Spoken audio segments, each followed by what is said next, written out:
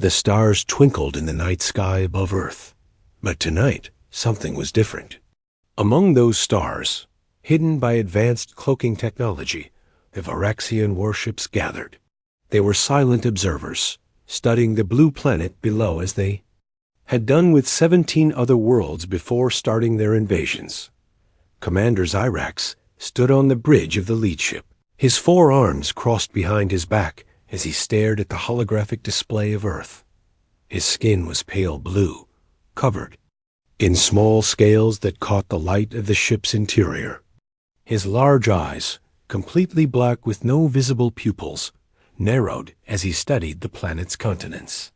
Science Officer Calthrix, report on the inhabitants, Zyrax ordered. Calthrix, smaller than her commander, but with the same blue-scaled skin, approached the hologram. She touched a control panel with one of her thin fingers, and the display zoomed in to show humans moving about in various settings. The dominant species calls themselves humans, Commander. They are carbon-based, oxygen-breathing, creatures with limited technology and no apparent awareness of life beyond their atmosphere. They are physically weak compared to us, with no natural armor, claws, or enhanced senses. Their most dangerous weapons are primitive projectiles and explosive devices that would be useless against our shields. Zyrax nodded, satisfied with what he heard. Perfect. Another easy conquest for the glory of the Varaxian Empire. Begin detailed surface scans and identify the optimal invasion points. Yes, Commander. I suggest we focus initial scans on this continent, Calthrix said, highlighting North America on the display. It contains significant military installations, but also vast uninhabited regions, where we could establish our first bases with minimal detection.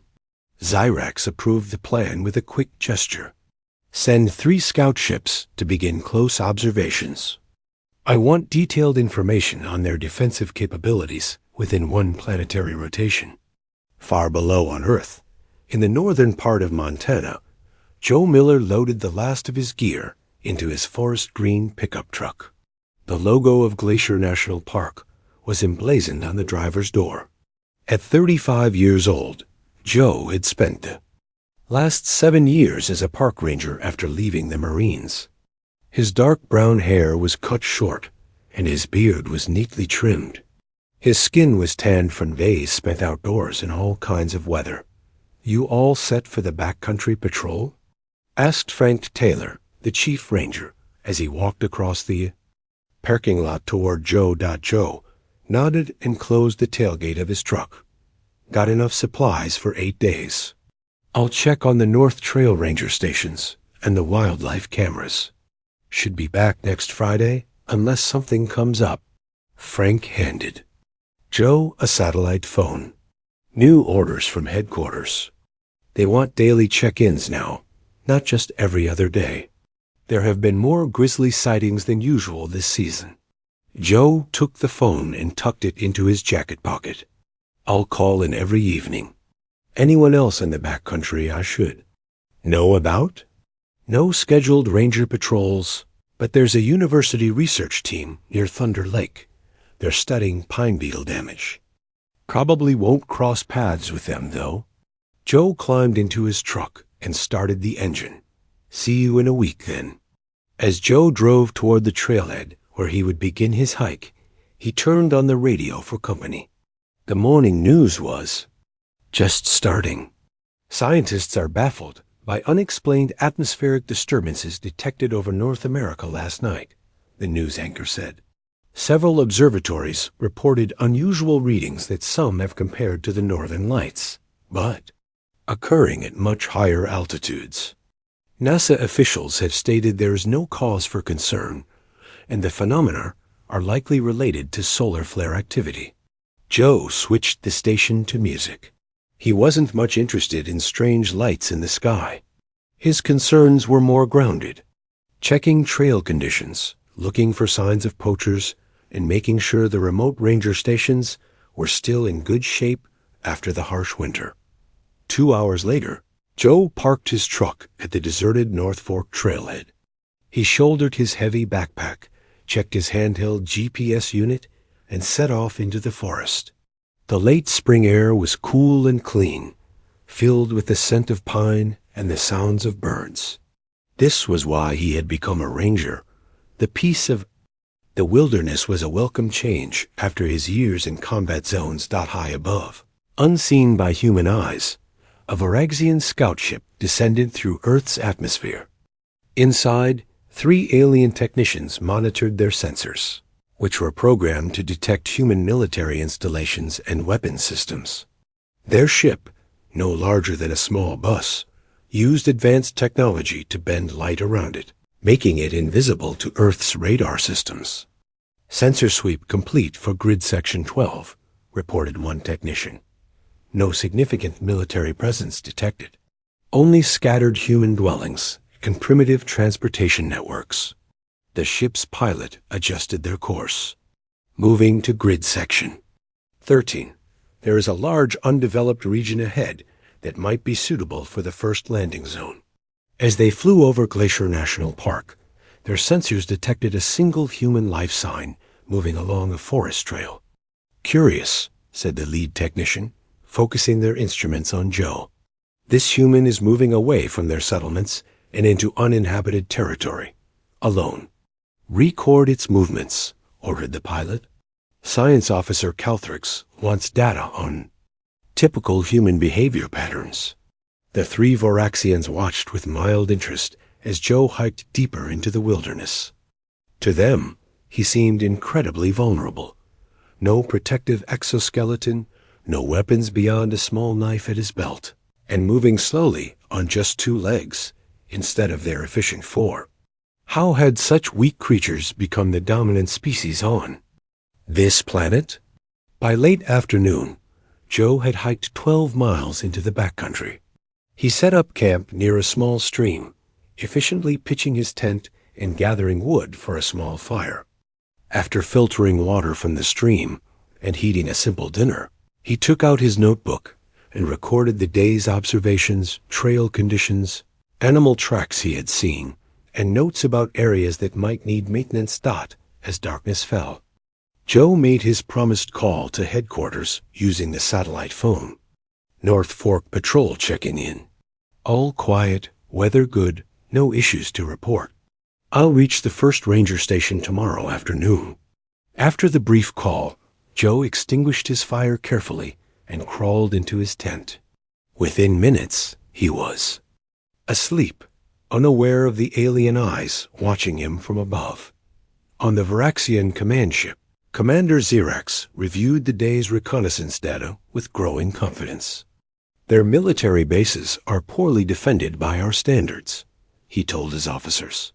"Their aircraft are primitive, their naval vessels would be easy targets, and their ground forces lack any effective weapons against our armor." Science Officer Calthrix added her observations. "Their communication systems are simplistic and easily monitored. We have already decoded several of their military frequencies." Xerax looked at the global map, now marked with potential invasion points. "We will begin landings in 7 days. First, small forces to establish secure zones, then the main invasion fleet." One junior officer raised a question. "What about the humans in the wilderness areas? Our scouts reported many small groups and individuals in these regions." Xerax dismissed the concern with a wave of his hand. "They are even more defenseless than those in the cities.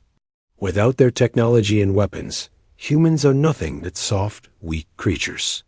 They will surrender or perish quickly." The invasion of Earth was set. The Voraxians, confident in their superior technology and physical strength, had no doubt about their coming victory. They had conquered 17 worlds before.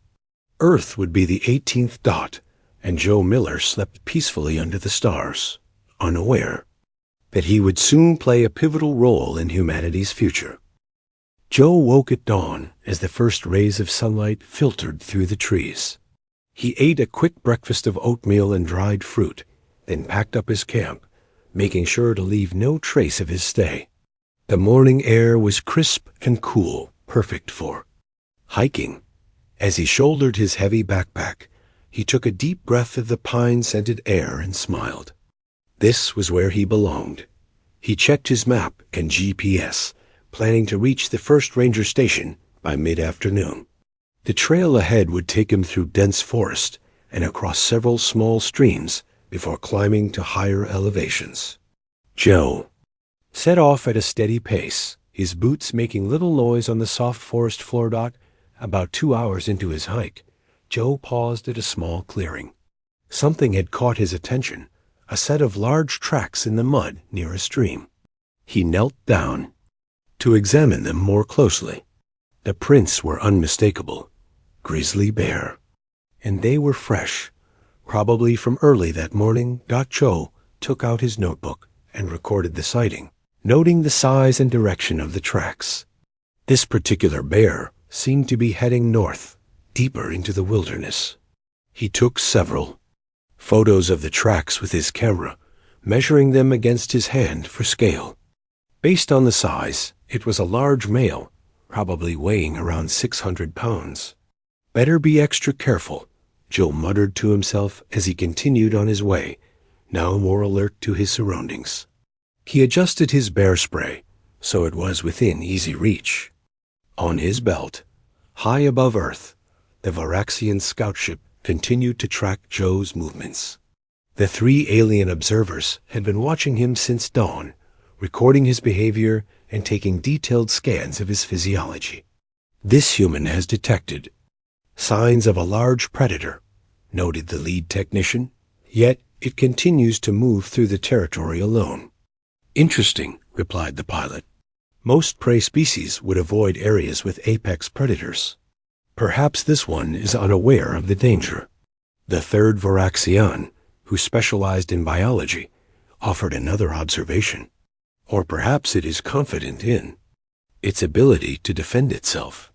Note how it has adjusted its equipment. It may have some defensive capability we haven't identified. The scout ship transmitted its observations back to the command vessel. Science Officer Calthrix reviewed the data with growing interest. Commander, she addressed Zyrax, one of our scout ships is tracking a solitary human in a wilderness region. This might provide valuable insight into human behavior outside there. Settlements. Zyrax glanced at the data without much interest. What significance does one human have to our invasion plans? This human appears to be deliberately tracking a large predatory animal native to the region, Calthrix explained. Such behavior is unusual for a species with no natural defenses. I believe continued observation may reveal useful information about human survival strategies. Zyrax waved a dismissive hand. Very well. Allow the scout ship to continue its observation. But remember, we begin our invasion in 6 days. Focus your attention on more important matters. Calthrix bowed slightly. Of course, Commander. But as she returned to her station, she continued to monitor the incoming data from the scout ship. Something about this human intrigued her. Back on Earth, Joe had made good progress throughout the morning. The terrain had become more challenging as the trail climbed in elevation, but he maintained a steady pace. Around midday, he stopped for lunch near a small alpine lake. The water was crystal clear, reflecting the surrounding mountains like a mirror. As he ate his sandwich, Joe noticed more bear signs, claw marks on a nearby tree, and tufts of brown fur caught on the bark. The grizzly had passed through this area recently. Joe decided to radio in this information during his evening check-in. Multiple fresh bear sightings in the same area could indicate the need for trail closures to protect hikers. After lunch, Joe continued toward the ranger station. The trail now wound through a rocky area with less tree cover. The afternoon sun beat down on him, and he paused occasionally to drink water and check his map. He estimated he was about 3 hours from the first ranger station. As Joe hiked, the Varaxian observers continued their surveillance. They had enhanced their scanning equipment to monitor both the human and the large predator, which was now moving in a parallel path about a mile east of Joe's position. The predator and the human will likely intersect paths if they maintain their current courses, noted the biology specialist. This could provide valuable data on human defensive capabilities. The lead technician adjusted their scanners. I am detecting elevated stress hormones in the human, suggesting it is aware of the potential threat. Yet it continues forward rather than retreating to safety. Record everything, ordered the pilot. Science Officer Calthrix will want complete data on this interaction. By late afternoon, Joe reached the small ranger station.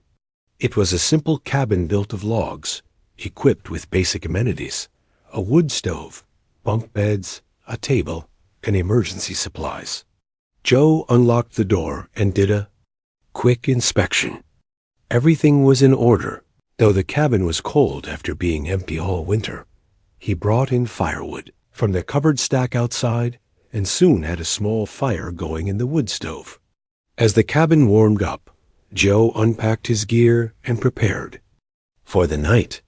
He made his daily call to headquarters using the station's radio. North Fork Station check-in.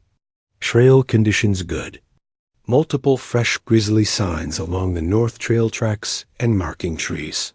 Same bear, moving northward. Probably a large male, estimated 600 pounds based on paw size. Frank's voice crackled over the radio. Copy that, Joe? Any signs of aggression? Or unusual behavior? Negative. Normal territorial marking. But he's covering a lot of ground. I'll keep tracking his movements as I continue my patrol tomorrow. Roger that. Check in same time tomorrow. Be careful out there.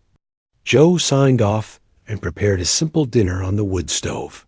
Outside, the sky darkened as clouds moved in from the west. The weather forecast had mentioned a chance of rain overnight and into the next day. Joe added extra wood to the stove before climbing into one of the bunk beds. On the Varaxian command ship, Calthrix presented her findings to Commander Zyrax and the Invasion Council. The human we've been observing has demonstrated interesting behavioral patterns, she explained, showing holographic images of Joe hiking and examining bear tracks. Despite awareness of a dangerous predator in the vicinity, it continues its solitary mission through difficult terrain.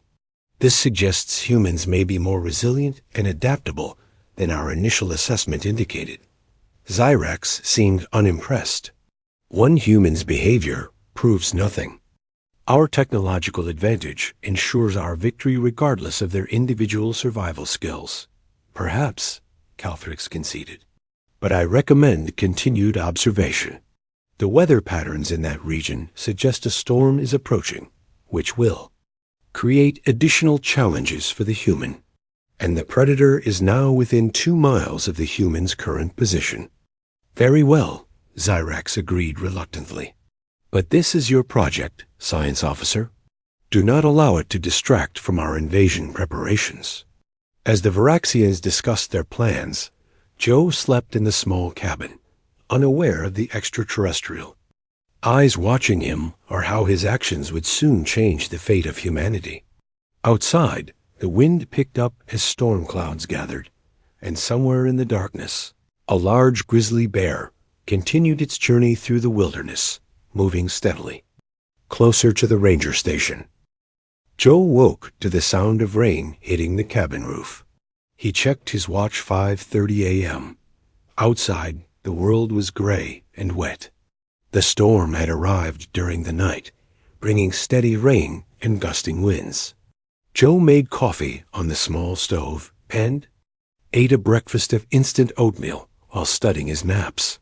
Despite the weather, he needed to continue to the next ranger station today. He packed his gear, putting on his rain jacket and waterproof pants. Before leaving, he made sure the cabin was secure and the fire completely out. Then he stepped outside into the cold rain and pulled his hood up. The forest looked different in the rain, darker, more mysterious. With mist clinging to the trees in orbit above Earth, Commander Zyrax was growing impatient.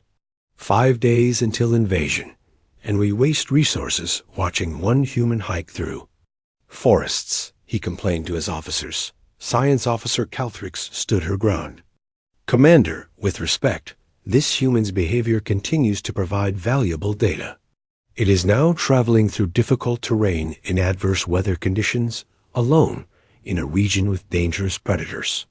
This demonstrates a level of adaptability we should consider in our invasion planning. Zyrax's 4 eyes narrowed. You have 1 more day, Science Officer. Then I want your full attention on invasion preparations. Calthrix bowed. Thank you, Commander.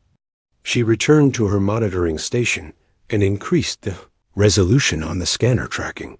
Joe, the scout ship following him, had reported that the grizzly bear was now less than a mile away from the human. Joe trudged through the rain for several hours. The trail was becoming muddy and slippery, making progress slow.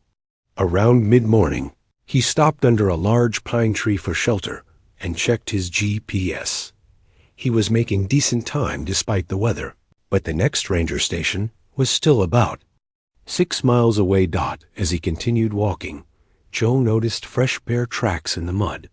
The rain had not completely washed them away, which meant they were very recent.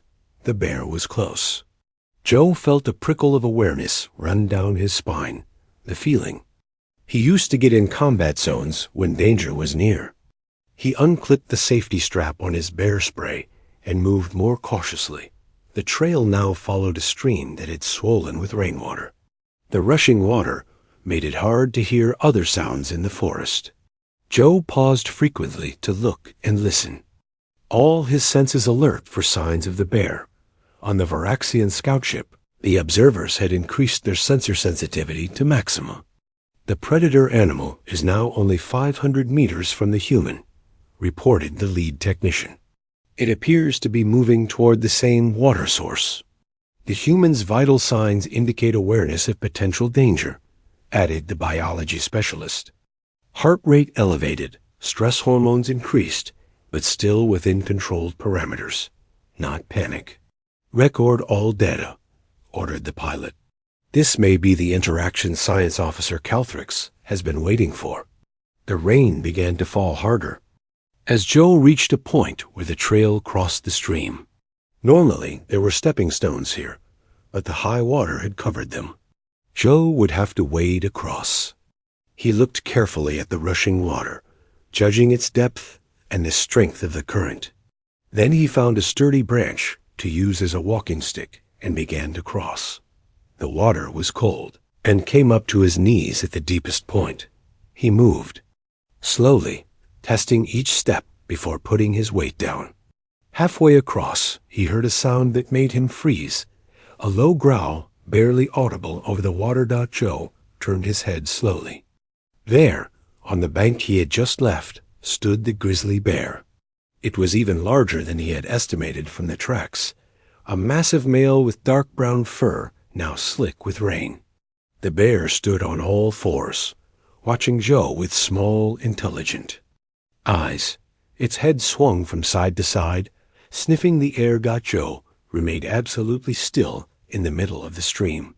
His mind raced through his training. The bear hadn't charged yet, which was good. It might just be curious. Slowly, without making sudden movements, Joe reached for his bear spray. The bear watched this movement and let out another growl, louder this time. It took a step toward the water's edge, powerful muscles moving under its wet fur. "Hey, bear," Joe said in a calm, firm voice. "Just passing through. No trouble here." The bear stood its ground, continuing to watch Joe. For a moment, it seemed like it might turn away. Then something changed.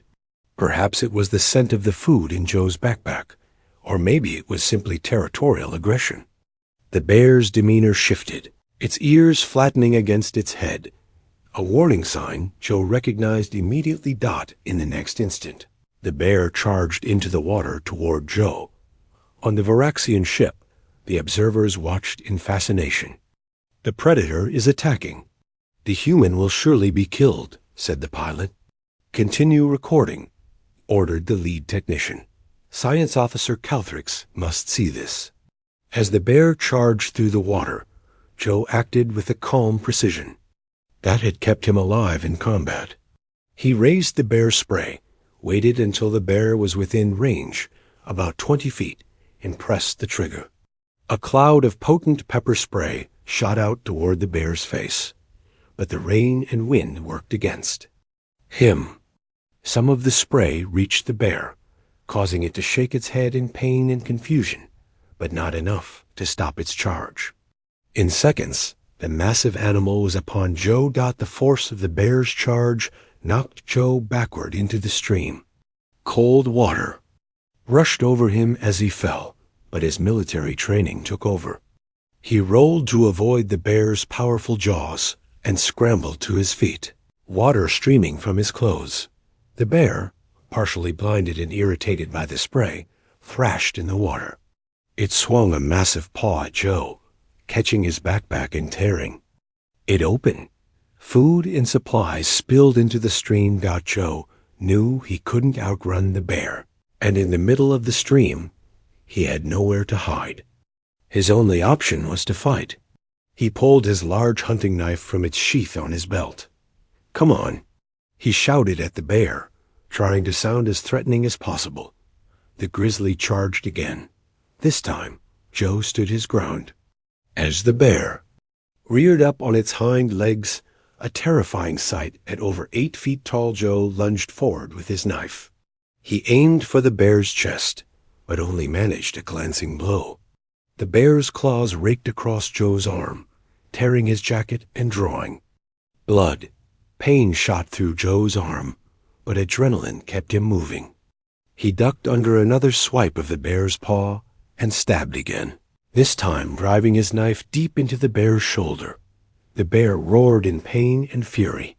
It lunged forward, its jaws snapping inches from Joe's face. Joe fell backward into the water again, but kept his grip on his knife. As he went down, he kicked upward with both feet, catching the bear under its jaw. On the Varaxian command ship, Science Officer Calthrix watched the fight with growing astonishment. Commander Zyrax and several other officers had joined her at the viewing screen. "Impossible," whispered Zyrax.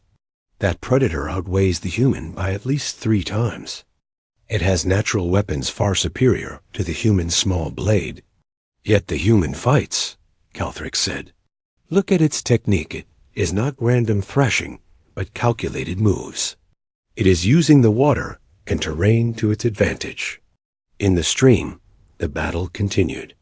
Joe was bleeding from his arm and a new gash on his leg, but he remained focused.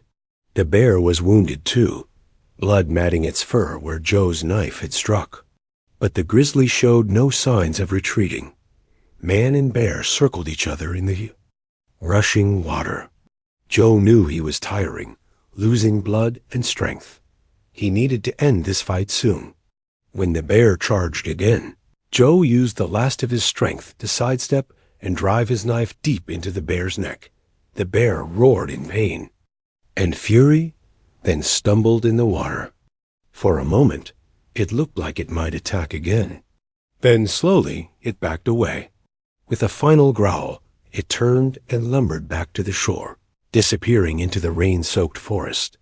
Joe stood trembling in the stream, knife still in hand, blood mixing with the rushing water around his legs.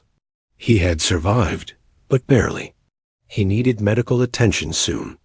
With shaking hands, he retrieved what supplies he could from the water and made his way to the opposite bank. On the Varaxian command ship, there was stunned silence as the officers watched the human bandage his wounds with supplies from his damaged pack. "Impossible," Commander Zyrax said again, but this time his voice held a note of uncertainty. Joe sat on a fallen log near the stream, breathing heavily. The rain continued to fall around him, washing some of the blood from his wounds. His hands shook as he opened his first aid kit, which had survived in an inner pocket of his backpack.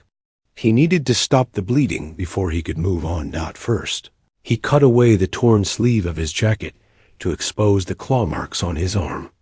3 deep gashes ran from his shoulder to his elbow. He cleaned the wounds as best he could with antiseptic wipes, wincing at the sting. Then he applied pressure bandages and wrapped his arm tightly. The leg wound was less severe a single cut that had already stopped bleeding.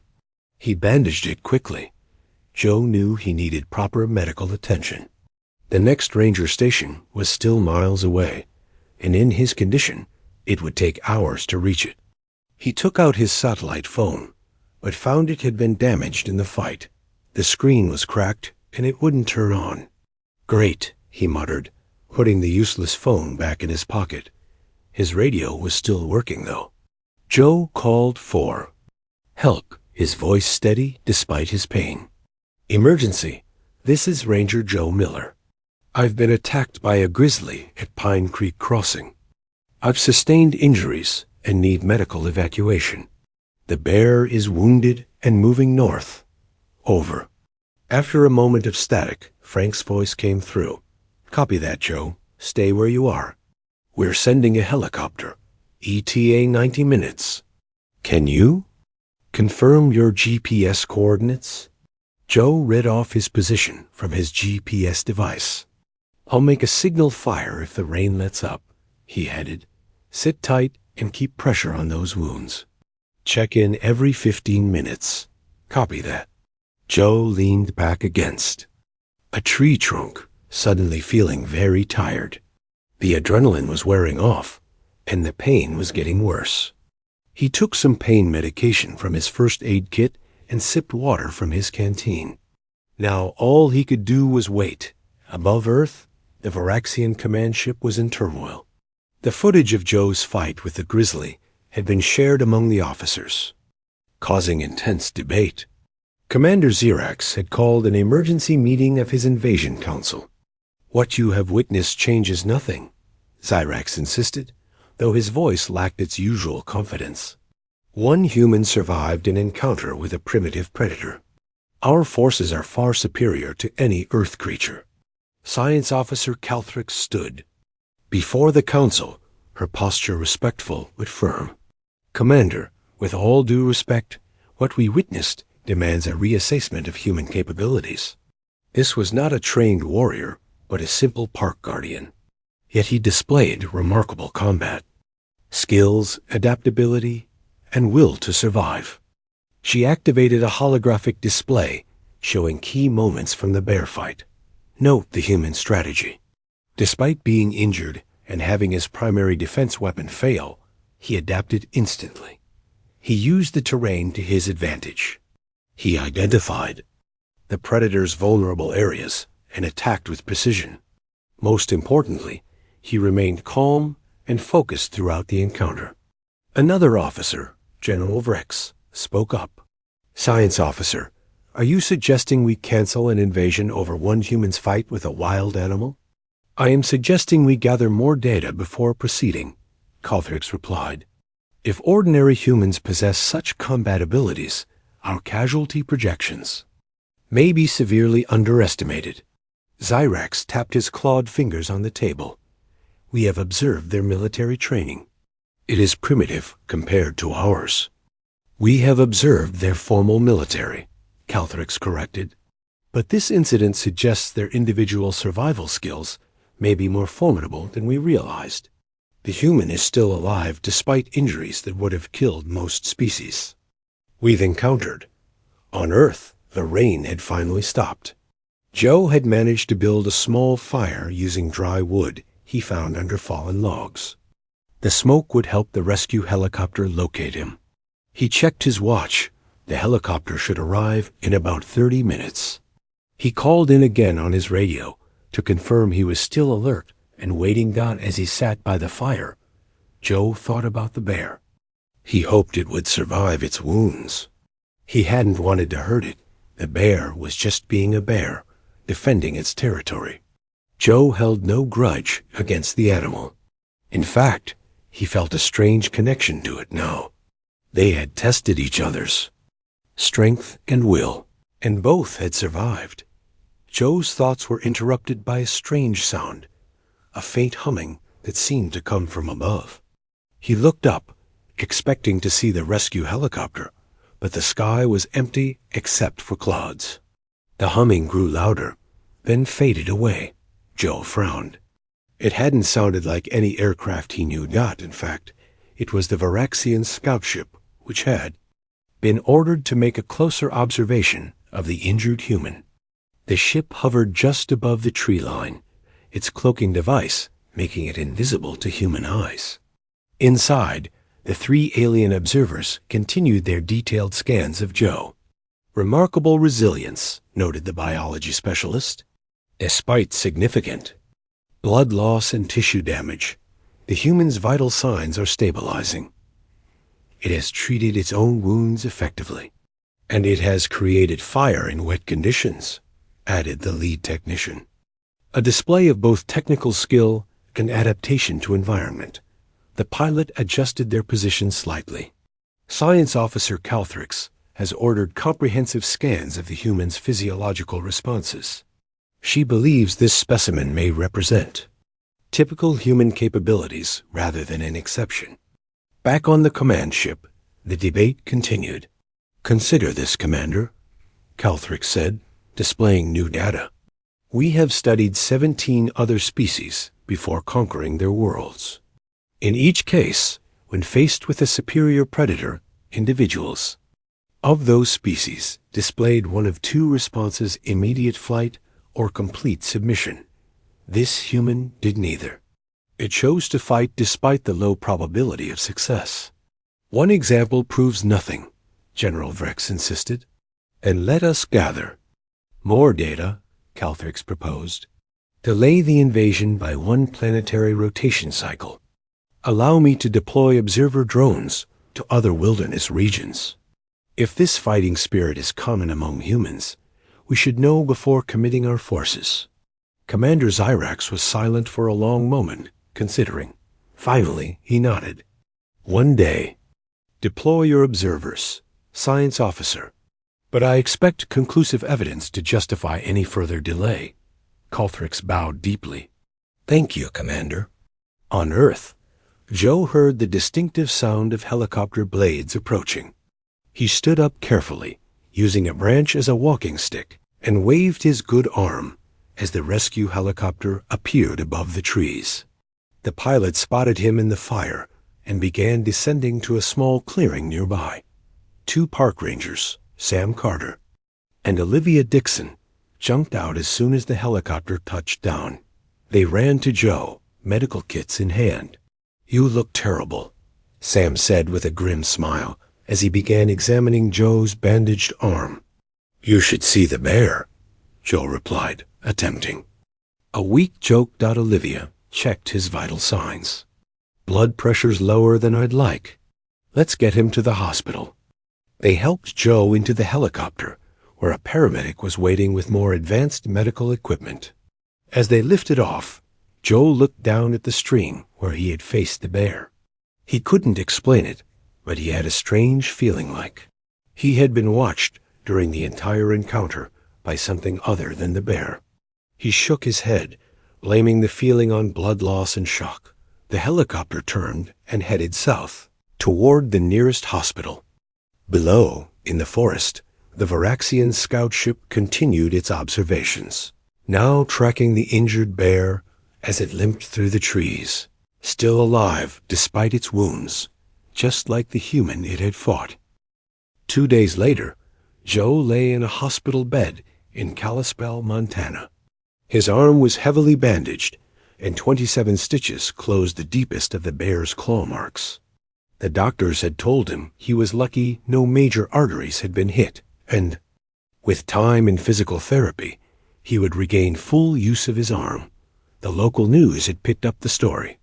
"Park ranger survives grisly attack," read the headline in the morning paper that lay on Joe's bedside table. He hadn't given any interviews yet, though several reporters had called. Joe didn't see himself as a hero. He had simply done what was necessary to survive. Frank Taylor, the chief ranger, sat in a chair beside Joe's bed. "The bear's been spotted near Crescent Lake," he told Joe. "Looks like it's going to make it too." Wildlife Service decided not to. Put it down since it was a defensive attack. Joe nodded, relieved. Good, it was just being a bear. You're taking this whole thing pretty well, Frank said, studying Joe's calm face. Joe shrugged his good shoulder. Not the first time I've been in a fight for my life. Just the first time my opponent had 4 legs and claws. He smiled slightly, thinking of his combat days. Frank stood up.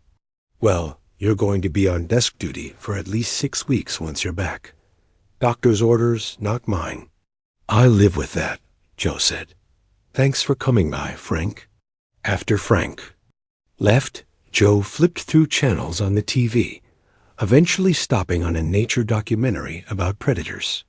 He watched footage of bears, wolves, and mountain lions hunting in the wild. There was something magnificent about these animals, powerful, efficient, perfectly adapted to their environments. Joe felt no anger toward the bear that had attacked him, only respect.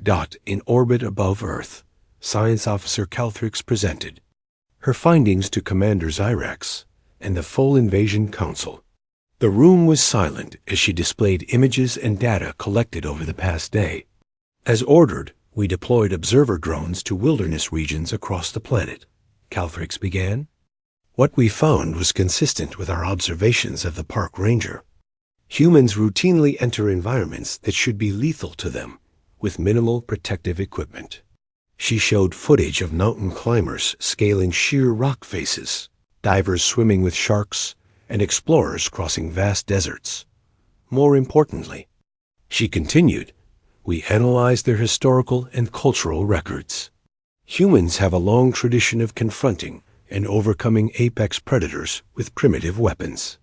She displayed cave paintings showing early humans hunting mammoths and other large animals. General Vrex interrupted. These are specialized individuals. What about average humans? Calthrix nodded, as if expecting the question.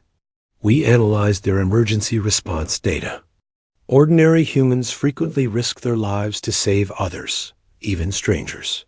She showed footage of people rushing into burning buildings, diving into raging rivers, and confronting armed attackers with bare hands. Their military training, she continued, focuses on functioning despite fear, pain, and overwhelming odds. Their combat veterans often continue fighting, despite injuries that would incapacitate most species. Commander Zyrax tapped his clawed fingers on the table, his 4 eyes narrowed in thought. Your point, Science Officer? Calthrix straightened her posture. My assessment is that humans possess an unusual combination of physical resilience, adaptability, and psychological traits that make them exceptionally dangerous opponents. They appear to become more focused and effective when facing death, rather than less. This is unique among species we have encountered. She paused, then delivered her conclusion. I believe an invasion of Earth would result in casualty rates at least 300% higher than our initial projections, with a significant risk of failure. A council chamber erupted in angry shouts and denials. Zyrax raised a hand for silence. You suggest we abandon the invasion because of this assessment? He asked Calthrix. I suggest we reconsider our approach, Commander. Perhaps Earth would be better studied than conquered, at least until we better understand human psychology and capabilities. Back on Earth, Joe was discharged from the hospital the next day. His arm was in a sling, and he would need follow-up appointments, but he could recover at home. As he walked out of the hospital with Frank, who had come to drive him home, Joe looked up at the clear blue sky. Beautiful day, he commented. Frank nodded. Weather's supposed to hold all week. Perfect for sitting on your porch and doing absolutely nothing, Joe laughed. I'm not great at doing nothing, Frank. You know that. Well, learn, Frank said firmly. Doctor's orders. As they drove through town, Joe noticed a crowd gathered in the park. A man was setting up what looked like a small telescope. What's going on there? Joe asked. Frank glanced over. Some astronomy club thing. They're tracking those weird lights people have been seeing in the sky at night. Conspiracy nuts think it's aliens." He chuckled at the idea. Joe smiled but said nothing.